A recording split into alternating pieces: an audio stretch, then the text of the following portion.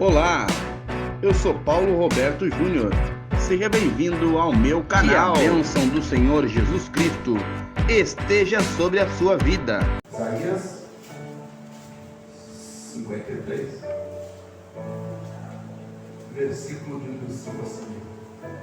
Diz assim a palavra do Senhor: mas ele foi ferido pelas nossas transgressões e moído pelas nossas iniquidades. O castigo que nos traz a paz estava sobre ele, e pelas suas pisaduras fomos sarados. Todos nós andamos desgarrados como ovelhas, cada um se desviava pelo seu caminho, mas o Senhor fez cair sobre ele a iniquidade de nós todos.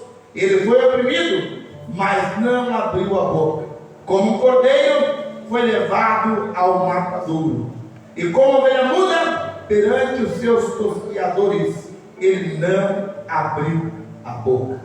Podeis assentar em nome de Jesus. Palavra maravilhosa, conhecida nossa, Isaías 53, quando o profeta traz aqui a menção do Messias vindouro, que viria sobre o mundo para pagar as ofensas diante de Deus.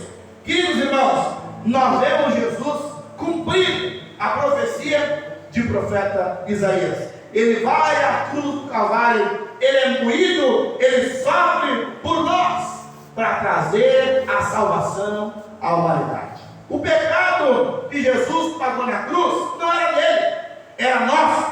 Nós éramos para estar naquela cruz, nós éramos para sofrer, nós éramos para ter o nosso corpo pendurado naquele madeiro, porque foi nós que pecamos, foi nós que apresentamos as nossas iniquidades diante de Deus, e não teríamos condições de chegar a Deus, não teríamos condições de erguer a cabeça para olhar ao céu, não teríamos condições de pronunciar palavra alguma ao nosso Deus. Tamanha a gravidade das nossas ofensas, os nossos pecados e os nossos delitos diante de Deus. Isaías vai dizer que ele foi ferido pelas nossas transgressões.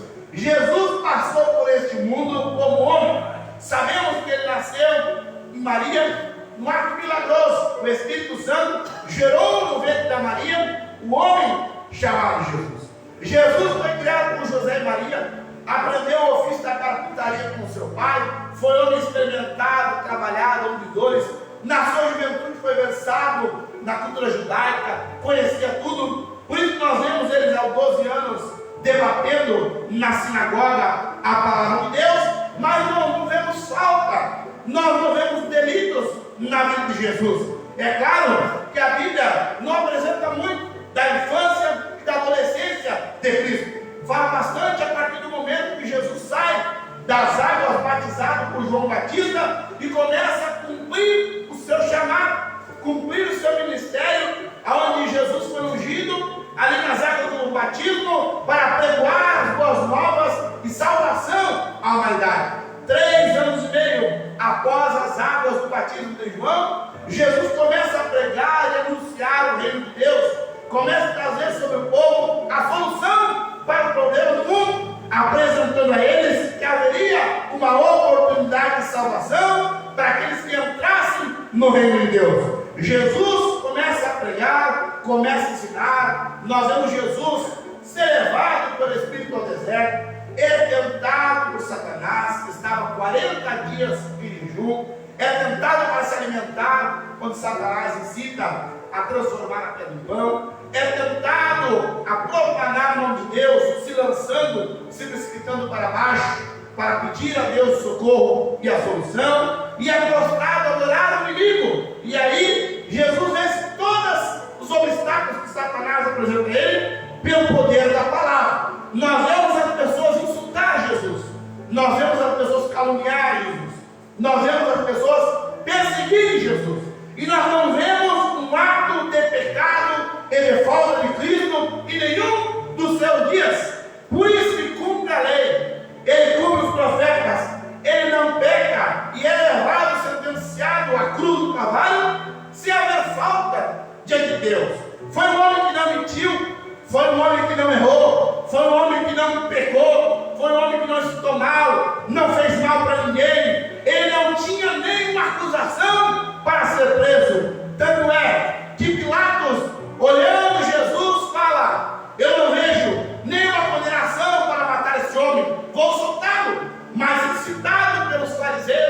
e pelos saduceus, que eram religiosos, e não entendiam o trabalhar de Deus, e então incitaram para que Jesus fosse para a cruz.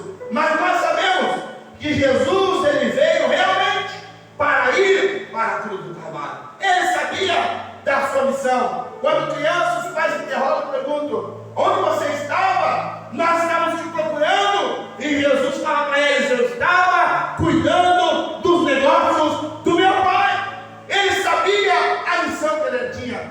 Por que saindo das águas do Jordão, Jesus já sai ali e vai para a Galileia, e prepara os homens que estavam ali na embarcação, e diz para eles: eu quero que vocês sejam agora pescadores de homens, vem e me sigam. E Jesus vai passando na alfândega, vai passando pelo caminho e vai escolhendo os seus discípulos, porque Jesus sabia da urgência do seu chamado e da urgência da obra que ele tinha que realizar. Então, 3 anos e meio, prepara esses homens, porque ele sabia que o seu tempo era pouco.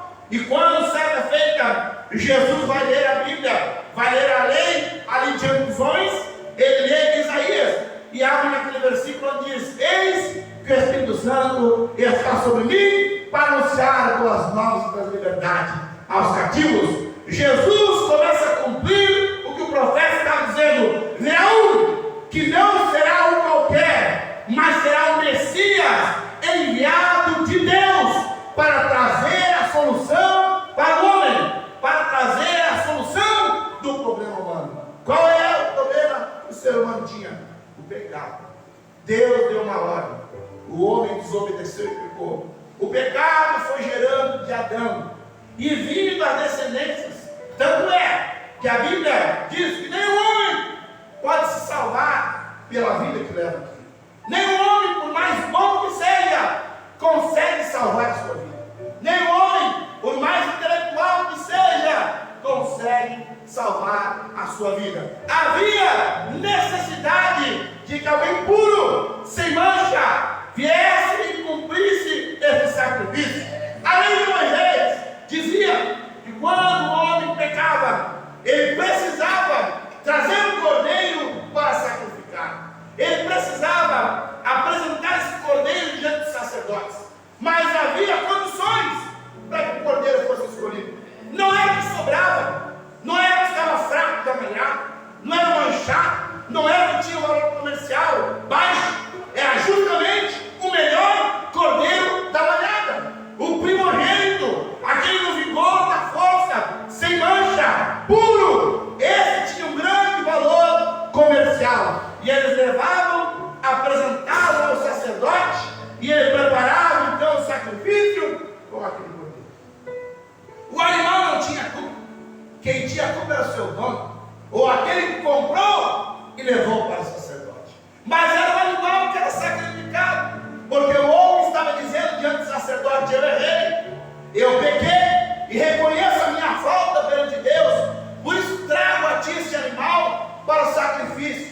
E o sacerdote então emolava aquele animal e fazia o sacrifício para que Deus viesse se aplacar da ira sobre o homem. No Antigo Testamento, muitas pessoas que erraram e pecaram diante de Deus e não pediram perdão ao Senhor, não se arrependeram dos seus maus caminhos e das suas más atitudes, Deus os fulminou vivo, morreram na hora, porque a justiça de Deus imperou no Antigo Testamento. Mas quando Jesus vem, nasce, Jesus começa uma nova dispensação, é a dispensação da graça, onde Jesus manda alguém que é um cordeiro puro, aleluia, que não havia falta, que não havia pecado e de grande valor, porque era o seu filho unigênito, que deixou a sua glória, o seu trono vazio no céu, para habitar entre os homens, viver as nossas dores, viver as nossas aflições, viver as nossas dificuldades, por amor de mim, por amor de você. É por isso que João vai registrar 3,16, porque Deus amou o mundo de tal maneira que deu o seu filho. O amor incondicional. Nós amamos, mas não amamos como Deus. O amor de Deus é profissional. Às vezes, falamos mal de Deus, falamos mal da obra de Deus, não valorizamos a palavra, não buscamos contato com Deus, mas mesmo assim, Deus continua te amando, aleluia, e Ele quer comunhão contigo. Às vezes, negligenciamos o tempo com Deus, damos mais valor a muita coisa e deixamos as coisas de Deus em segundo, em terceiro, em quarto, em 50º plano e deixamos Deus de lado, mas mesmo assim, o pacto com Deus e os homens lá no Calvário ainda está de pé. Glória! Aquele que buscar a Deus, aquele que pedir perdão dos seus pecados, aquele que se aproximar de Jesus e levar uma vida diferenciada, este será salvo, este entrará nas mansões celestiais, este verá o Salvador. Jesus veio. O fato é que a humanidade no tempo de Cristo estava perdida. A religião por ali se perdeu um pouco e virou um costume, e esqueceram-se verdadeiramente de abrir o coração para adorar a Deus. Então Jesus vem e começa a anunciar os valores do reino de Deus, começa a pregar a verdade sobre o povo, e o povo começa a escutar a Jesus.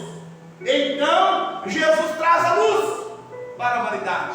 Aqueles que estavam distanciados de Deus, aqueles que achavam que estavam perto de Deus, mas quando escutam as palavras poderosas de Jesus, porque na palavra de Jesus há poder quando ele falava entre os homens, e há poder ainda hoje pronunciada nos púlpitos da igreja, porque Jesus não mudou, aleluia, e ele tem poder para abençoar a vida daquele que chega diante dele.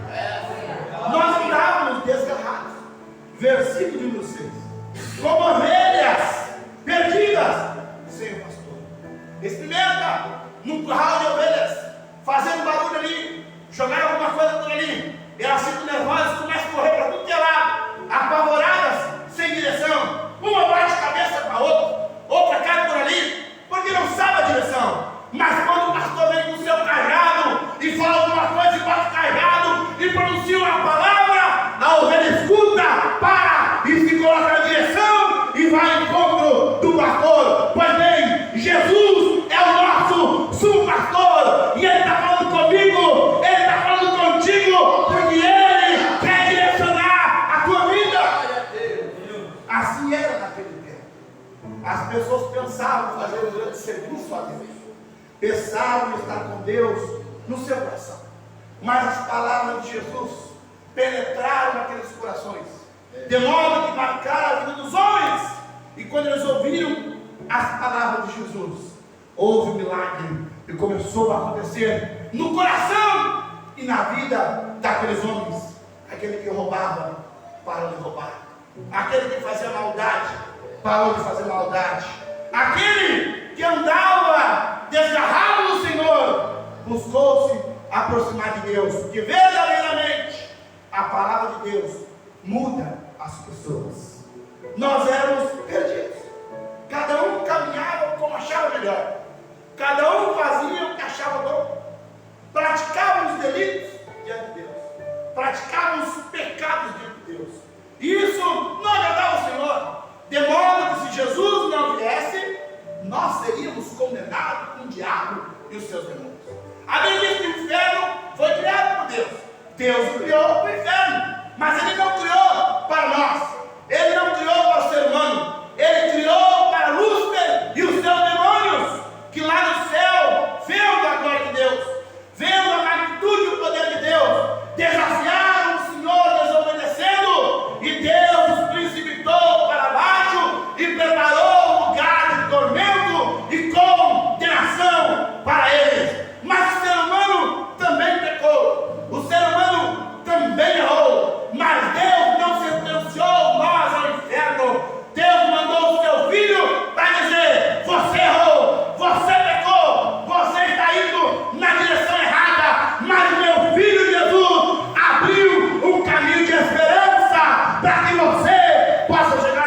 céu. É por isso que Jesus diz: eu sou o caminho, a verdade e a vida. Ninguém chegará ao Pai se não for por Ele. Lave as tuas vestes no sangue do Cordeiro. Tenha comunhão com Cristo. Se aproxime mais de Jesus. Ele quer ouvir a tua oração na madrugada. Ele quer ver uma vida que se esforça para fugir do erro da sociedade pecaminosa. Ele quer ver uma vida que renuncia a alguns prazeres, a alguns manjares, para levar uma vida com Ele. Este será salvo. Este encontrará o seu Salvador. Este ouvirá as palavras dele dizendo: entra, bendito do meu Pai, para o lugar que você está preparado desde a fundação do mundo. Glória a Deus. Ele foi oprimido, ele sofreu, mas ele não abriu a sua boca para reclamar. A Bíblia diz que ele foi levado como um cordeiro ao matador, como uma ovelha muda perante os seus tosqueadores. Aleluia. Lá na cruz, pendurado, Jesus não reclamou de estar pagando os nossos pecados e ofensas a Deus, sendo chicoteado, sendo esbofeteado, sendo insultado. Ele é o Rei dos Reis, Ele é o Senhor dos Senhores, Ele é o Filho do Altíssimo. E mesmo assim, Ele escutou as ofensas, levou as cortadas, levou as chicotadas, não havendo falta, e foi para a cruz. Mas não vemos Jesus reclamar no caminho. Nós não vemos Jesus abrir a boca no caminho para dizer não. Ele vai até o final e vai para a cruz. Nós aprendemos que Jesus, mesmo sabendo a nossa humildade, mesmo sabendo as nossas dificuldades, mesmo sabendo que em alguns momentos da vida nós blasfemaríamos contra Ele, mesmo sabendo que em alguns momentos da vida nós deixaríamos Ele de lado, mesmo sabendo que em alguns momentos da vida nós teríamos vergonha de dizer que somos cristãos, nós teríamos vergonha de falar do seu amor, que em alguns momentos nós nos tocaríamos dentro de casa e não queríamos ir mais para a igreja, que em algum momento nós faríamos como Elias, entraria na caverna e pediria a morte. Quantos já não fizeram isso?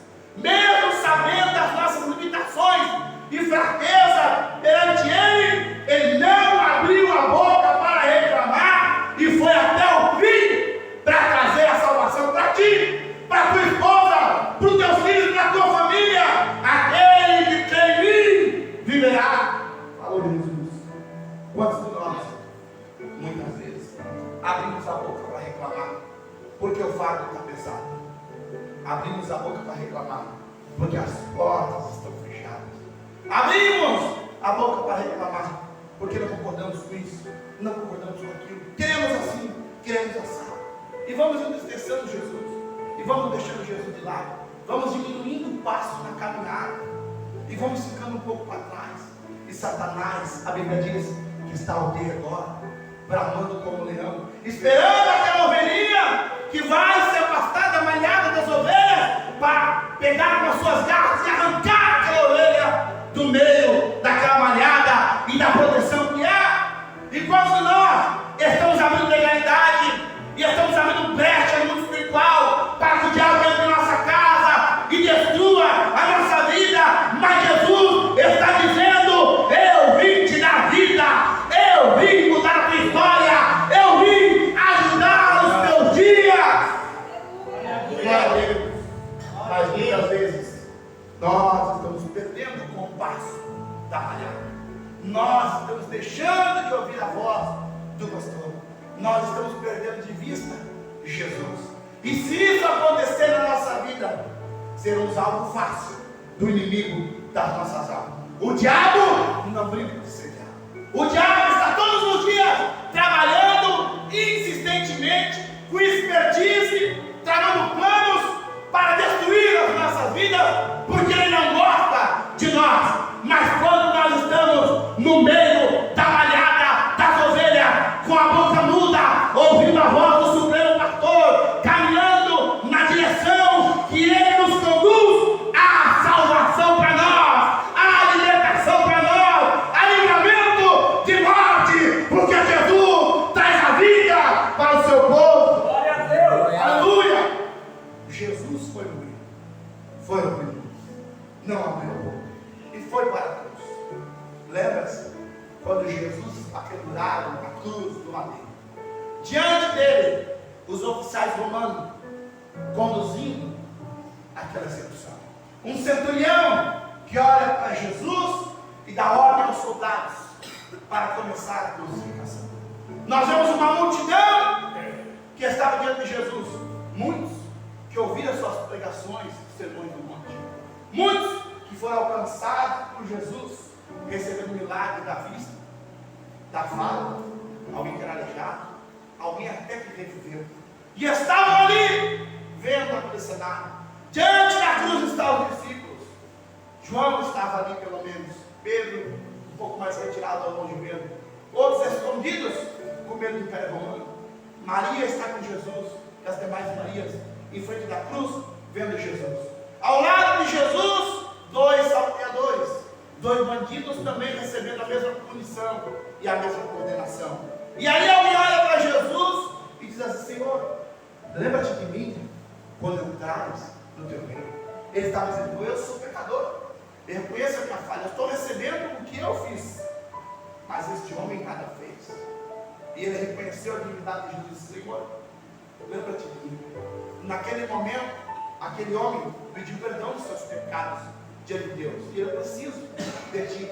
No último minuto, segundo milésimo de vida.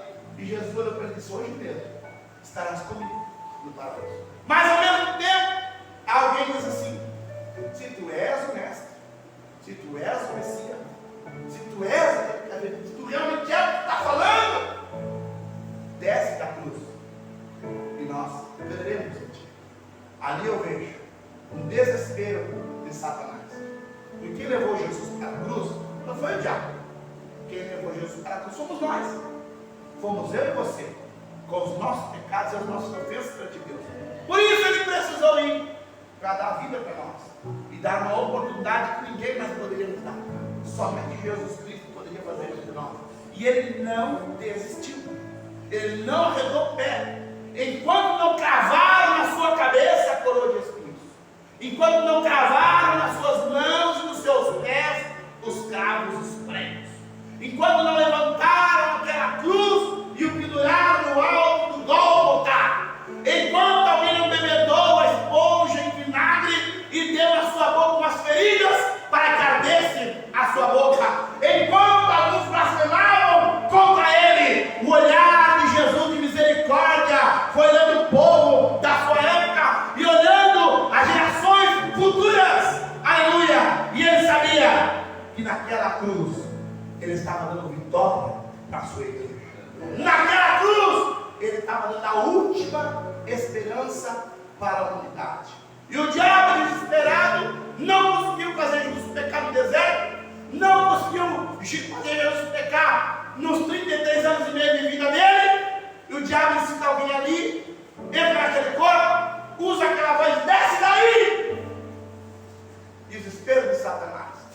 Porque ele sabia que se Jesus morresse naquela cruz, aleluia, o mais vil pecador teria salvação.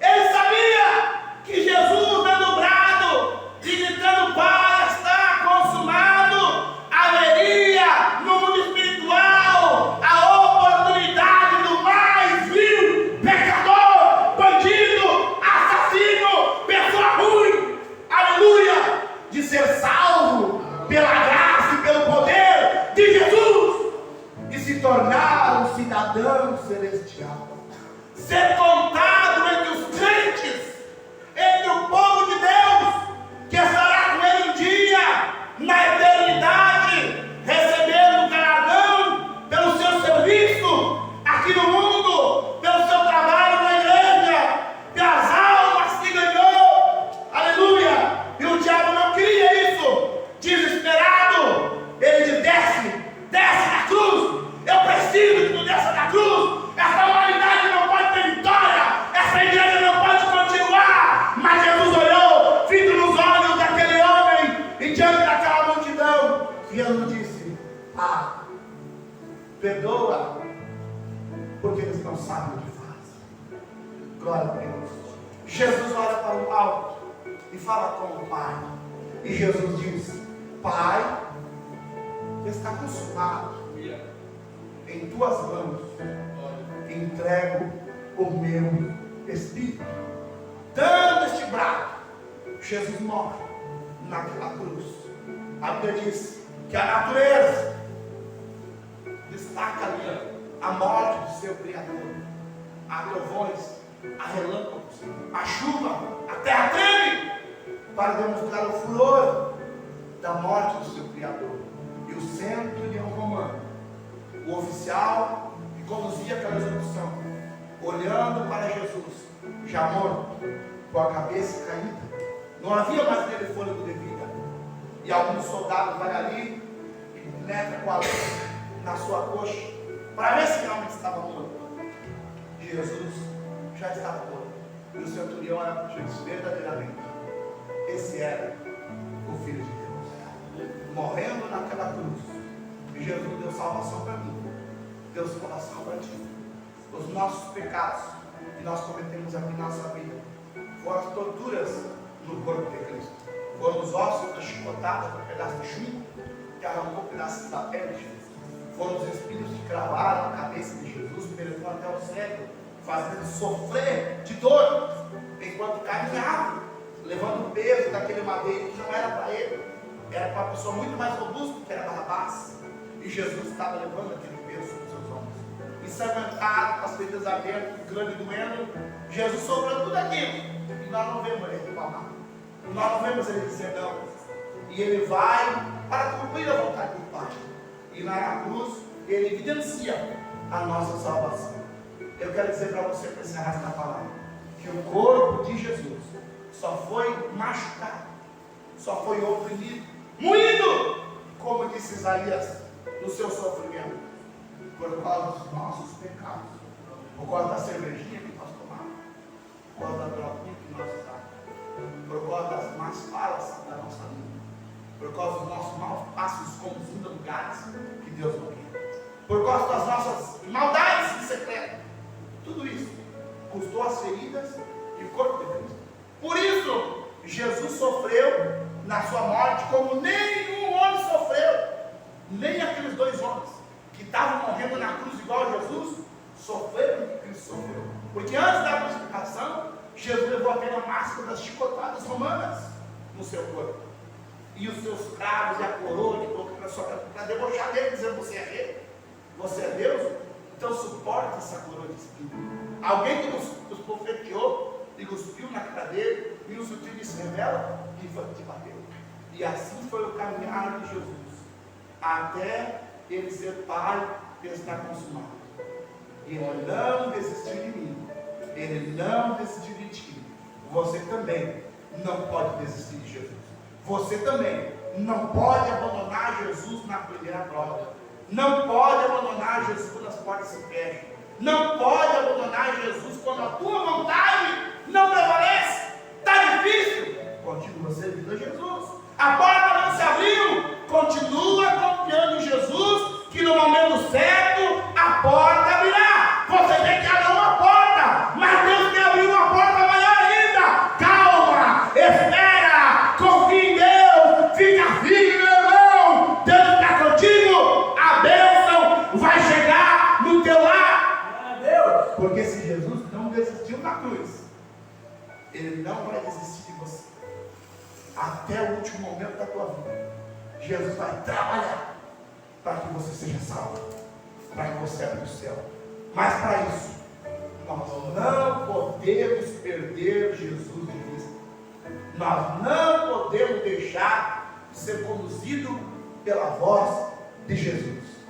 E nós não podemos mais, agora que conhecemos a Jesus, agora que servimos a Deus, continuar fazendo o que nós fazíamos antes. Jesus já te salvou, Jesus já te deu uma grande graça. Então o que você fazia antes, você não faz mais. Porque você tem que valorizar e ser grato que Deus fez por ti. Um amor incondicional morreu por ti. Então não peque mais. Quando aquela mulher chegou diante de Jesus, trazida pelos seus acusadores, todos vieram para o julgamento, para a morte. A lei mandava matar, ela foi pegando o pé. As pedras já estavam na mão. O pavor já estava na cara daqueles homens. E Jesus disse que não tem pecado. Pode atirar a primeira pedra. Ninguém atirou. Os irmãos conhecem bem isso. Todos foram embora daquele cenário. E nós vemos a mulher caída no chão. E nós vemos Jesus diante dela. E Jesus olha para ela. Ela olha para Jesus. E Jesus diz: mulher, ninguém te condenou. Mas Jesus podia condenar. Ele não tinha pecado. Ele podia pegar uma pedra e matar a mulher. Mas disse: olha, ninguém te condenou. Eu também não vou te condenar. Mas tem uma coisa. Deus falou: eu não vou te condenar. Mas tem uma coisa que você precisa entender. Vai, mas não peques mais. Deus abençoa cada um. A mensagem para mim e para você é hoje: Jesus já pagou as nossas ofensas. Receba com gratidão este pagamento que você não poderia efetuar diante de Deus. Mas não peques mais. Conduza a tua vida diante de Deus a servir Ele com alegria. E você verá que Deus vai abrir todas as portas e abençoar que você precisa. Porque Jesus quer chegar naquele dia, quando Ele arrebatar a sua igreja, e nós chegarmos diante das mansões celestiais. Jesus quer nos chamar pelo nome. Ele quer olhar para ti e chamar o teu nome. Maria, Antônio, João, Pedro. Vai chamar você pelo nome. E vai dizer assim: bendito do meu Pai, por lugar que você está preparado. Vamos ouvir essa palavra de Jesus. Mas se nós continuar pecando, a palavra será: apartai-vos, porque eu não vos conheço. Se coloque de pé, em nome de Jesus. Vamos valorizar o sacrifício de Cristo. Valorize a tua igreja. Valorize a palavra de Deus. Valorize os cultos. Valorize a oração. Valorize uma vida íntegra com Deus. Porque podemos dormir essa noite e não acordar mais. Podemos ir jantar e Jesus levar a sua igreja. Nós não sabemos. Por isso nós precisamos estar preparados, conectados com o nosso Jesus.